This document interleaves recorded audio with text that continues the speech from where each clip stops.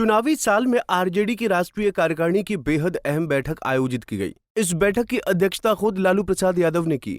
इस बैठक में नेता प्रतिपक्ष तेजस्वी यादव सहित तमाम सीनियर नेताओं ने हिस्सा लिया।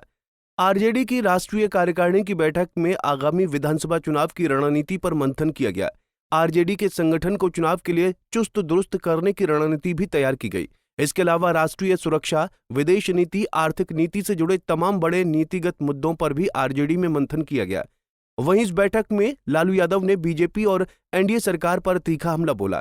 उन्होंने कहा कि संघियों ने लोकतंत्र को खतरे में डाल दिया है।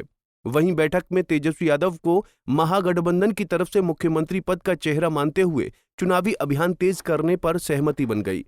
देखिए, राष्ट्रीय कार्यकारिणी की महत्वपूर्ण बैठक आज हुई।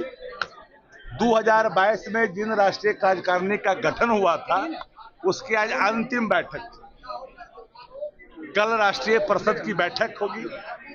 आज के राष्ट्रीय कार्यकारिणी की बैठक में राजनीतिक, आर्थिक, सामाजिक और विदेश नीति से संबंधित प्रस्तावों को प्रस्तुत किया गया। इन प्रस्तावों को कल के राष्ट्रीय परिषद में भी रखे जाएंगे। संगठन को सशक्त, मजबूत, जन सरोकार का, आम आदमी का संगठन राष्ट्रीय जनता दल बने, ये संकल्प भी लिए गए। सबको पता है कि भारत की राजनीति में आदरणीय लालू प्रसाद जी की मौजूदगी से भारतीय जनता पार्टी कपती है। भारतीय जनता पार्टी जानती है कि लालू प्रसाद जी के एक ऐसे चेहरे भारतीय राजनीति में हैं, वहां गैर संवैधानिक, संविधान के खिलाफ आचरण अगर करोगे तो लालू प्रसाद जी बकसने वालों में से नहीं है।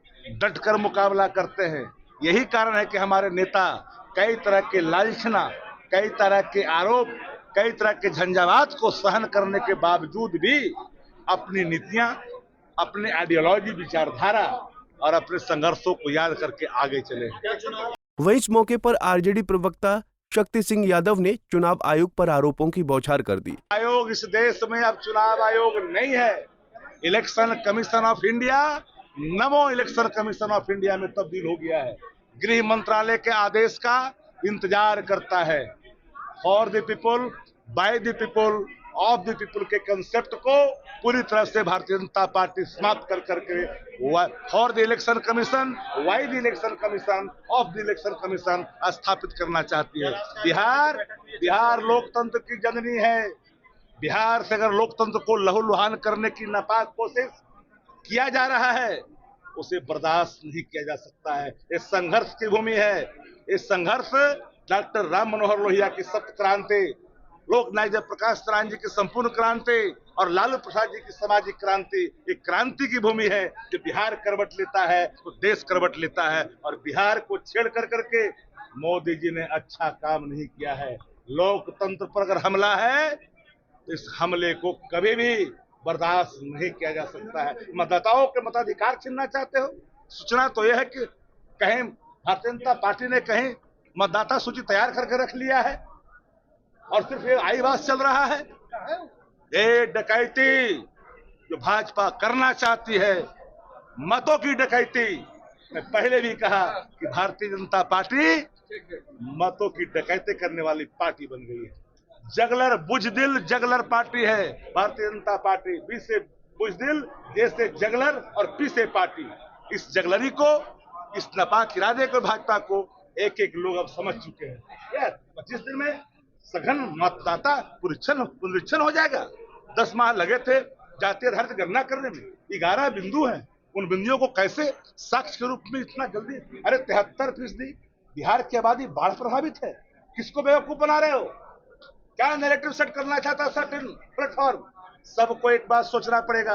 लोकतंत्र के साथ भद्दा मजाक, मताधिकार का प्रयोग को अगर छीनने की कोशिश करोगे। सारी चर्चाएं हुई है। सारे चर्चाओं पर पूरी तरह से सघन चर्चा हुई है। कल खुला अधिवेशन में इन विषयों पर पूरी तौर पर और बातें रखी जाएगी। बिहार आंदोलन की भूमि है। आरजेडी की राष्ट्रीय कार्यकारिणी समिति की बैठक में जिन एजेंडों पर चर्चा हुई, उसे अब राष्ट्रीय परिषद की बैठक में प्रस्तुत किया जा सकता है। हो सकता है कि आरजेडी इस बार खुलकर तेजस्वी यादव को मुख्यमंत्री पद का चेहरा घोषित कर दे। पंजाब केसरी टीवी के लिए पटना से संजीव कुमार की रिपोर्ट। हमसे जुड़े रहने के लिए हमारे YouTube चैनल को सब्सक्राइब करें और नई वीडियो की नोटिफिकेशन के लिए बेल आइकॉन को दबाएं।